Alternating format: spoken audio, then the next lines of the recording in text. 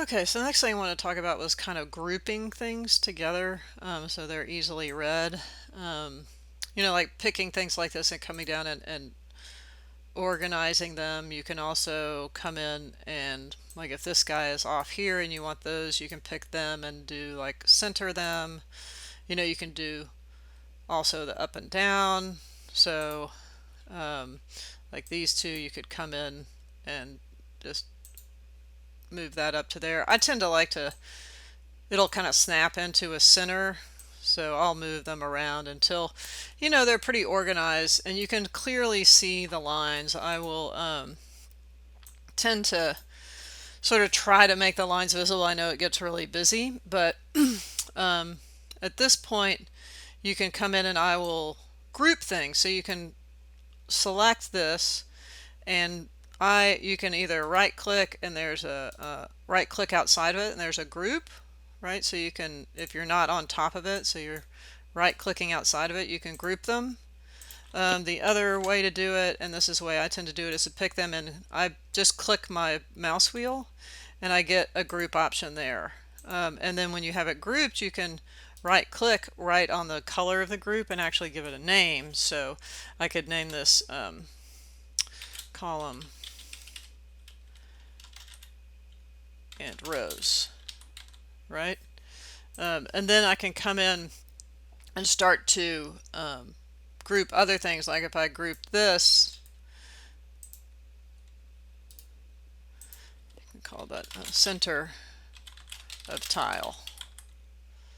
It's really the center, yeah, it's the center of the tile, right? And so you can start to do things that divide things up and help you keep track. Usually your definitions are going to be a bit of a mess in the beginning, but eventually you should sort of come in and clean them up a little bit. And then like this part over here, I would probably pick all this guy, group it, and then name it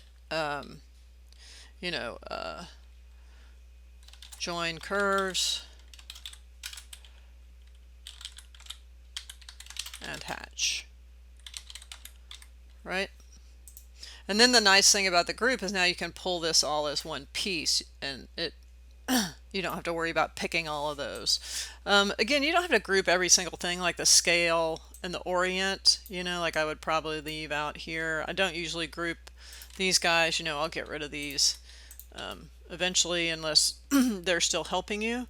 And then you have this all grouped together. It really helps us. It really helps you to go through and get them working. The other thing you can do is if you right click on the group, you can go to color. And if you come in and change the color, so maybe I change the hue to that color, right?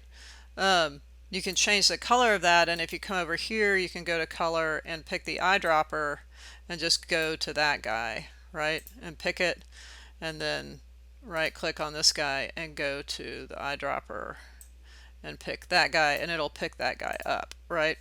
It doesn't do the saturation, so you see a little different color.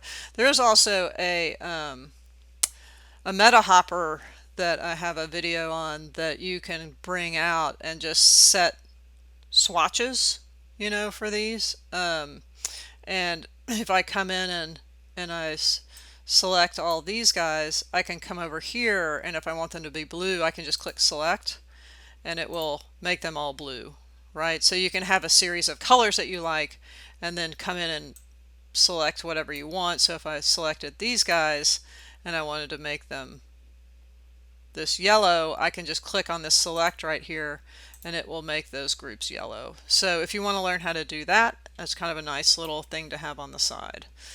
So that's grouping.